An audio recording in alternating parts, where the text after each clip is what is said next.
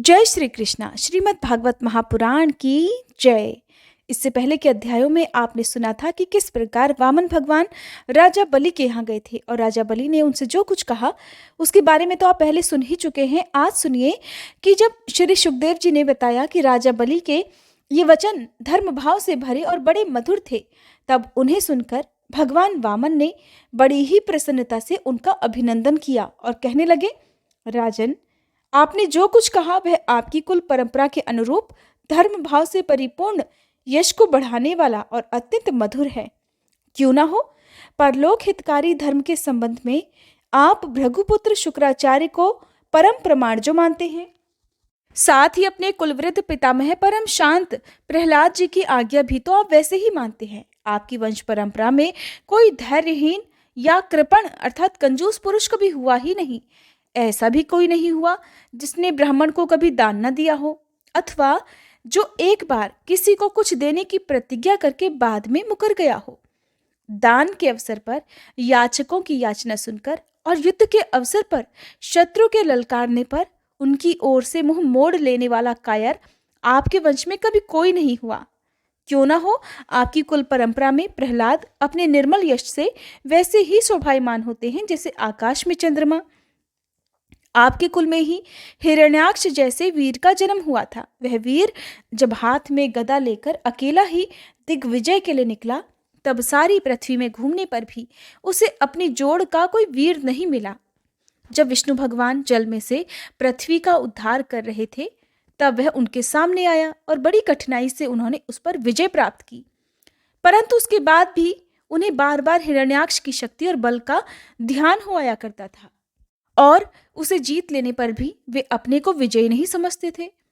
जब हिरण्याक्ष के भाई हिरण्यकश्यपु को उसके वध का वृतांत मालूम हुआ, तब वह अपने भाई का वध करने वाले को मार डालने के लिए क्रोध करके भगवान के निवास स्थान वैकुंठ धाम में पहुंचा। विष्णु भगवान माया रचने वालों में सबसे बड़े हैं और समय को भी खूब पहचानते हैं। जब उन्होंने देखा कि हिरण्यकश्यपु तो हाथ में शूल लेकर काल की तरह मेरे ही ऊपर धावा कर रहा है, तब उन्होंने विचार किया कि जैसे संसार के प्राणियों के पीछे मृत्यु लगी रहती है, वैसे ही मैं जहां जहां जाऊंगा वहीं वहीं ये भी मेरा पीछा करेगा। इसलिए क्यों ना मैं इसके हृदय में ही प्रवेश कर जाऊं, जिससे ये मुझे देख न सके, क्योंकि ये तो बहिर्मुख है, बाहर की ही वस्तुएं देखता है। ये असुर शिरोमणि, जिस समय हिरण्यकश्यपु उन पर झपट रहा था, उसी समय ऐसा निश्चय करके विष्णु भगवान ने अपने शरीर को सूक्ष्म बना लिया और उसके प्राणों के द्वारा नासिका में से होकर हृदय में जा बैठे। हिरण्यकश्यपु ने उनके लोक को भली भांति छान डाला, परंतु उनका कहीं पता ही नहीं चला, जिस पर क्रोधित होकर वह सिंहनाद करने लगा। उस वीर ने पृथ्वी, स्वर्ग, दिशा, आकाश, पाताल और समुद्र सब कहीं भगवान विष्णु को ढूंढा, परंतु वे उसे कहीं भी दिखाई नहीं दिए। उनको कहीं पर भी ना देखकर वह कहने लगा, मैंने तो सारा जगत छान डाला, परंतु वो तो मिला ही नहीं। अवश्य ही वह भ्रातृघाती उस लोक में चला गया जहां जाकर फिर कभी लौटना नहीं होता। बस अब उससे बैर भाव रखने की आवश्यकता नहीं, क्योंकि बैर तो देह के साथ ही समाप्त हो जाता है। क्रोध का कारण अज्ञान है और अहंकार से उसकी वृद्धि होती है। राजन, आपके पिता प्रहलाद नंदन विरोचन बड़े ही ब्राह्मण भक्त थे। यहाँ तक कि उनके शत्रु देवताओं ने ब्राह्मणों का वेश बनाकर उनसे उनकी आयु का दान मांगा और उन्होंने ब्राह्मणों के छल को जानते हुए भी अपनी आयु दे डाली। यहाँ पर आप सभी ध्यान पूर्वक सुनिएगा कि कैसे भगवान वामन राजा बलि को समझा रहे हैं, ताकि वो भी प्रतिज्ञा करके जो कुछ भी वो मांगे वो उसे बेझिझक दान में दे दे। अब वामन भगवान कहते हैं कि राजन, आप भी उसी धर्म का आचरण करते हैं जिसका शुक्राचार्य आदि गृहस्थ ब्राह्मण, आपके पूर्वज प्रहलाद और दूसरे यशस्वी वीरों ने पालन किया है। राजन, आप तो मुंह मांगी वस्तु देने वालों में श्रेष्ठ हैं। इसी से मैं आपसे थोड़ी सी पृथ्वी, केवल अपने पैरों से 3 पग मांगता हूँ। माना कि आप सारे जगत के स्वामी और बड़े उदार हैं, फिर भी मैं आपसे इससे अधिक नहीं चाहता। विद्वान पुरुष को केवल अपनी आवश्यकता के अनुसार ही दान स्वीकार करना चाहिए, इससे वह प्रतिग्रहजन्य पाप से बच जाता है। सुनकर राजा बलि ने कहा, हे ब्राह्मण कुमार, आपकी बातें तो वृद्धों जैसी हैं, परंतु आपकी बुद्धि अभी भी बच्चों की जैसी है। अभी तो तुम हो भी बालक ना, इससे अपना हानि लाभ नहीं समझ रहे हो। मैं तो तीनों लोकों का एकमात्र अधिपति हूं और द्वीप का द्वीप तुम्हें दे सकता हूं। जो मुझे अपनी वाणी से प्रसन्न कर ले और मुझसे केवल 3 डग भूमि मांगे, वो भी क्या बुद्धिमान कहा जा सकता है? ब्रह्मचारी जी, जो एक बार कुछ मांगने के लिए मेरे पास आ गया, उसे फिर कभी किसी से कुछ भी मांगने की आवश्यकता नहीं पड़नी चाहिए। इसलिए अपनी जीविका चलाने के लिए तुम्हें जितनी भी भूमि की आवश्यकता हो उतनी मुझसे मांग लो। श्री भगवान ने कहा, राजन, संसार के सब प्यारे विषय एक मनुष्य की कामनाओं को भी पूर्ण करने में समर्थ नहीं है। अगर वह अपनी इंद्रियों को वश में रखने वाला संतोषी ना हो, जो 3 पग भूमि से संतोष नहीं कर लेता, उसे 9 वर्षों से युक्त एक अगर द्वीप भी दे दिया जाए तो वो उससे भी संतुष्ट नहीं हो सकता, क्योंकि उसके मन में तो 7 द्वीप पाने की इच्छा बनी ही रहेगी। मैंने सुना है कि पृथु, गए आदि नरेश 7 द्वीपों के अधिपति थे, परंतु उतने धन और भोग की सामग्रियों के मिलने के बाद भी वे तृष्णा का पार नहीं पा सके। जो कुछ भी प्रारब्ध से मिल जाए उसी से संतुष्ट रहने वाला पुरुष अपना जीवन सुख से बिता सकता है, परंतु अपनी इंद्रियों को वश में ना रखने वाला तीनों लोकों का राज्य पा लेने के बाद भी दुखी ही रहता है, क्योंकि उसके हृदय में असंतोष की आग धधकती ही रहती है। धन और भोगों से संतोष ना होना ही जीवों के जन्म मृत्यु के चक्कर में गिरने का कारण हो जाता है, और जो कुछ भी प्राप्त हो जाए उसी में संतोष कर लेना ही मुक्ति का कारण है। जो ब्राह्मण स्वयं प्राप्त वस्तु से ही संतुष्ट हो रहता है, उसके तेज की वृद्धि होती है। उसके असंतोषी हो जाने पर उसका तेज वैसे ही शांत हो जाता है जैसे जल से अग्नि हो जाती है। इसमें संदेह नहीं कि आप मुंह मांगी वस्तु देने वालों में शिरोमणि है, इसलिए मैं तो आपसे केवल 3 पग भूमि ही मांगता हूं।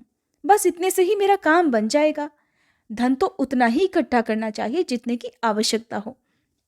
श्री सुखदेव जी कहते हैं, भगवान के इस प्रकार कहने पर राजा बलि हंस पड़े। उन्होंने कहा, अच्छी बात है, तुम्हारी जितनी इच्छा हो उतनी ही ले लो। ऐसा कहकर वामन भगवान को 3 पग धरती का संकल्प करने के लिए उन्होंने जलपात्र उठाया। शुक्राचार्य जी सब कुछ जानते थे, उनसे भगवान की ये लीला भी छुपी नहीं थी। उन्होंने राजा बलि को पृथ्वी देने के लिए तैयार देखकर उनसे कहा कि विरोचन कुमार, ये तो स्वयं अविनाशी भगवान विष्णु हैं। देवताओं का काम बनाने के लिए कश्यप की पत्नी अदिति के गर्भ से अवतरित हुए हैं। तुमने ये अनर्थ ना जानकर कि ये मेरा सब कुछ छीन लेंगे, इन्हें दान देने की प्रतिज्ञा कर ली है। ये तो दैत्यों पर बड़ा घोर अन्याय होने जा रहा है और इसे मैं ठीक नहीं समझता। स्वयं भगवान ही अपनी योग माया से ये ब्रह्मचारी बनकर बैठे हुए हैं। ये तुम्हारा राज्य, ऐश्वर्य, लक्ष्मी, तेज और विश्व विख्यात कीर्ति सब कुछ तुमसे छीनकर देवराज इंद्र को दे देंगे।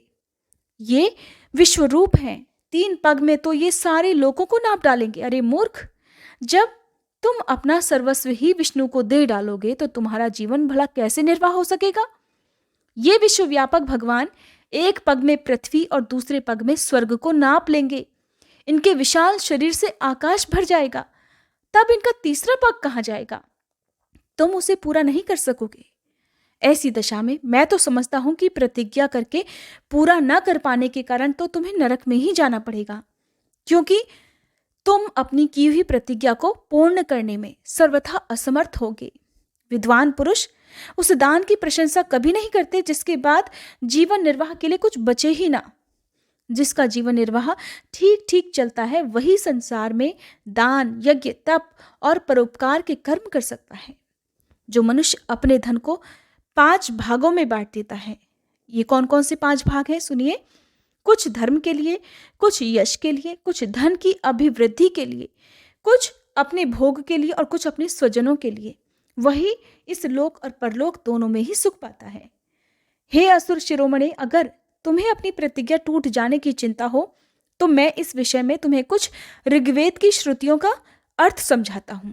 तो सुनो। श्रुति कहती है कि किसी को कुछ देने की बात स्वीकार कर लेना सत्य है और नकार जाना अर्थात अस्वीकार कर देना असत्य है। ये शरीर एक वृक्ष है और सत्य इसका फल फूल है, परंतु अगर वृक्ष ही ना रहे तो फल फूल कैसे रह सकते हैं? क्योंकि नकार देना, नकार जाना, मना कर देना, अपनी वस्तु दूसरे को ना देना और दूसरे शब्दों में अपना संग्रह बचाए रखना, यही शरीर रूप वृक्ष का मूल है। जैसे जड़ न रहने पर वृक्ष सूख कर थोड़े ही दिनों में गिर जाता है, उसी प्रकार अगर धन देने से अस्वीकार न किया जाए तो यह जीवन सूख जाता है, इसमें संदेह नहीं। हाँ मैं दूंगा, ये वाक्य ही धन को दूर हटा देता है, इसलिए इसका उच्चारण ही अपूर्ण अर्थात धन से खाली कर देने वाला होता है। और यही कारण है कि जो पुरुष हाँ मैं दूंगा ऐसा कहता है, वह धन से खाली हो जाता है। जो याचक को सब कुछ देना स्वीकार कर लेता है, वो अपने लिए भोग की फिर कोई सामग्री नहीं रख सकता। और इसके विपरीत मैं नहीं दूंगा, ये जो नकारात्मक असत्य है, वो अपने धन को सुरक्षित रखने और पूर्ण करने वाला है। परंतु ऐसा भी सब समय नहीं करना चाहिए। अर्थात मैं नहीं दूंगा इस शब्द का प्रयोग भी सोच समझकर करना चाहिए। जो सबसे सभी वस्तुओं के लिए नहीं करता रहता है, उसकी अपकीर्ति हो जाती है। वो तो जीवित रहने पर भी मरे हुए के समान ही है। स्त्रियों को प्रसन्न करने के लिए हास परिहास में, विवाह में, कन्या आदि की प्रशंसा करते समय, अपनी जीविका की रक्षा के लिए, प्राणों पर संकट उपस्थित होने पर, गौओं और ब्राह्मण के हित के लिए या फिर किसी की मृत्यु से उसे बचाने के लिए असत्य भाषण भी उतना निंदनीय नहीं है। श्री सुखदेव जी कहते हैं, राजन, जब कुलगुरु शुक्राचार्य ने इस प्रकार कहा, तब आदर्श गृहस्थ राजा बलि ने एक क्षण चुप रहकर बड़ी ही विनय और सावधानी से शुक्राचार्य जी के प्रति इस प्रकार कहा, भगवान, आपका कहना सत्य है। गृहस्थ आश्रम में रहने वालों के लिए वही धर्म है जिससे अर्थ, काम, यश और आजीविका में किसी प्रकार की कभी भी कोई बाधा ना पड़े। परंतु गुरुदेव, मैं प्रहलाद जी का पौत्र हूं और एक बार देने की प्रतिज्ञा कर चुका हूं। अतः अब मैं धन के लोभ से ठग की तरह इस ब्राह्मण से कैसे कह दूं कि मैं तुम्हें नहीं दूंगा। इस पृथ्वी ने कहा है कि असत्य से बढ़कर कोई अधर्म नहीं है। मैं सब कुछ सहने में समर्थ हूं, परंतु झूठे मनुष्य का भार मुझसे नहीं सहा जाता। मैं नरक से, दरिद्रता से, दुख के समुद्र से, अपने राज्य के नाश से और मृत्यु से भी उतना नहीं डरता जितना ब्राह्मण से प्रतिज्ञा करके उसे धोखा देने से डरता हूं। इस संसार में मर जाने के बाद धन आदि जो जो वस्तुएं साथ छोड़ देती हैं, अगर उनके द्वारा दान आदि से ब्राह्मणों को भी संतुष्ट ना किया जा सके तो उनके त्याग का भला लाभ ही क्या रहे।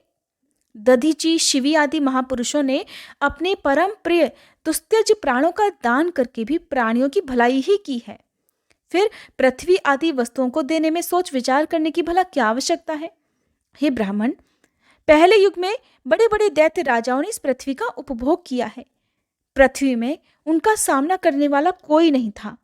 उनके लोक और परलोक को तो काल खा गया, परंतु उनका यश अभी भी पृथ्वी पर ज्यों का त्यों बना हुआ है।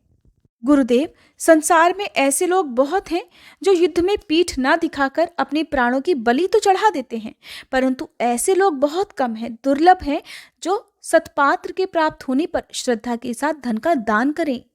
गुरुदेव, अगर उदार और करुणाशील पुरुष अपात्र याचक की कामना पूरी करके दुर्गति भी भोगता है तो वह दुर्गति भी उसके लिए शोभा की ही बात होती है।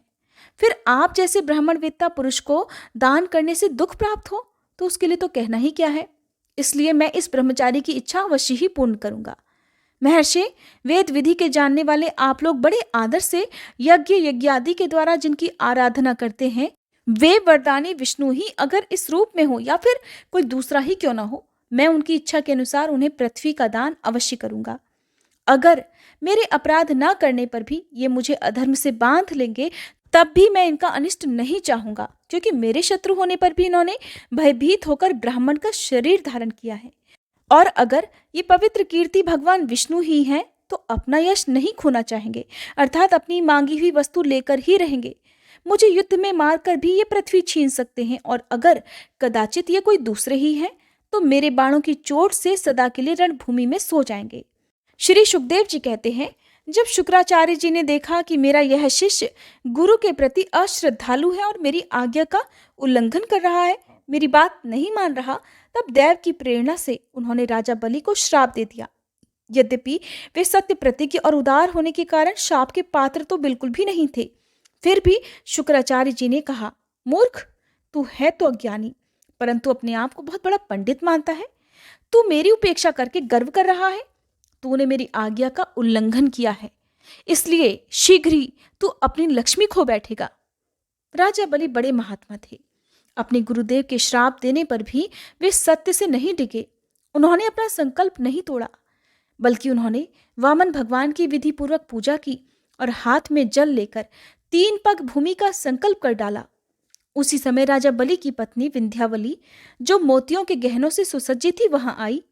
उसने अपने हाथों वामन भगवान के चरण पखारने के लिए जल से भरा सोने का कलश लाकर दिया। बलि ने स्वयं बड़े आनंद से उनके सुंदर सुंदर युगल चरणों को धोया और उनके चरणों का वह विश्व पावन जल अपने सिर पर चढ़ाया।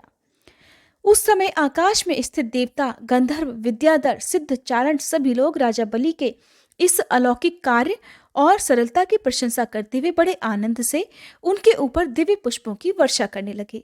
एक साथ ही हजारों दुंदुभियां बार बार बजने लगी। गंधर्व, किमपुरुष और किन्नर गान करने लगे। अहो, धन्य है इन उदास शिरोमणि बलि ने ऐसा काम कर दिखाया जो दूसरों के लिए अत्यंत कठिन है। देखो तो सही, इन्होंने जानबूझकर अपने शत्रु को तीनों लोकों का दान कर दिया।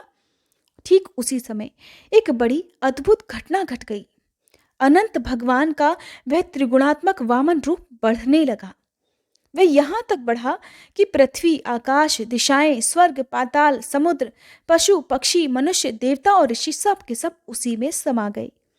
ऋत्विज, आचार्य और सदस्यों के साथ बलि ने समस्त ऐश्वर्यों के एकमात्र स्वामी भगवान के उस त्रिगुणात्मक शरीर में पंचभूत, इंद्रिय, उनके विषय, अंतःकरण और जीवों के साथ वह संपूर्ण त्रिगुणमय जगत देखा।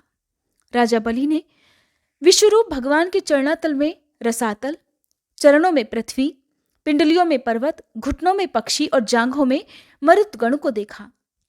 इस प्रकार भगवान के वस्त्रों में संध्या, गुह्य स्थानों में प्रजापति गण, जगन स्थल में अपने सहित समस्त असुरगण, नाभि में आकाश, कोख में सातों समुद्र और वक्ष स्थल में नक्षत्र समूह देखे। उन लोगों को भगवान के हृदय में धर्म, स्तनों में ऋत और सत्य वचन, मन में चंद्रमा, वक्ष स्थल पर हाथों में कमल लिए लक्ष्मी जी, कंठ में सामवेद और संपूर्ण शब्द समूह उन्हें दिखे। बाहुओं में इंद्र आदि समस्त देवगण, कानों में दिशाएं, मस्तक में स्वर्ग, केशों में मेघमाला, नासिका में वायु, नेत्रों में सूर्य और मुख में अग्नि दिखाई पड़े। वाणी में वेद, रसना में वरुण, भौहों में विधि और निषेध, पलकों में दिन और रात, विश्वरूप के ललाट में क्रोध और नीचे के ओंठ में लोभ के दर्शन हुए। हे परीक्षित, उनके स्पर्श में काम, वीर्य में जल, पीठ में अधर्म, पद विन्यास में यज्ञ, छाया में मृत्यु, हंसी में माया और शरीर के रोमों में सब प्रकार की औषधियां थीं। उनकी नाड़ियों में नदियां, नखों में शिलाएं और बुद्धि में ब्रह्मा, देवता और ऋषिगण दीख पड़े। इस प्रकार वीरवर बलि ने भगवान की इंद्रियों और शरीर में सभी चराचर प्राणियों का दर्शन किया। हे परीक्षित, सर्वात्मा भगवान में ये संपूर्ण जगत देखकर सब के सब दैत्य अत्यंत भयभीत हो गए।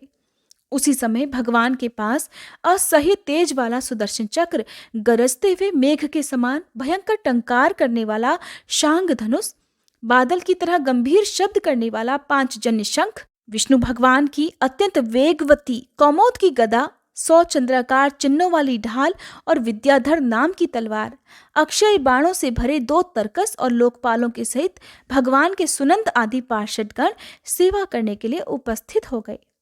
उस समय भगवान की तो बड़ी शोभा हुई। मस्तक पर मुकुट, बाहुओं में बाजूबंद, कानों में मकराकृति कुंडल, वक्ष स्थल पर श्रीवत्स चिन्ह, गले में कौस्तुभ मणि, कमर में मेखला और कंधे पर पीताम्बर शोभायमान हो रहा था। वे 5 प्रकार के पुष्पों की बनी हुई वनमाला धारण किए हुए थे, जिस पर मधुलोभी भौरे गुंजार कर रहे थे, जिन्होंने अपने एक पग से बलि की सारी पृथ्वी नाप डाली। शरीर से आकाश और भुजाओं से सभी दिशाएं घेर ली। दूसरे पग से उन्होंने स्वर्ग को भी नाप लिया। अब तीसरा पैर रखने के लिए बलि की तनिक सी भी कोई वस्तु नहीं बची। भगवान का वह दूसरा पग ही ऊपर की ओर जाता हुआ महरलोक, जनलोक और तपलोक से भी ऊपर सत्यलोक में पहुंच गया। जय श्री कृष्णा। इसके बाद क्या हुआ ये जानने के लिए उम्मीद है आप अगले अध्याय का इंतजार जरूर करेंगे। वीडियो पसंद आई हो तो वीडियो को लाइक करना मत भूलिएगा।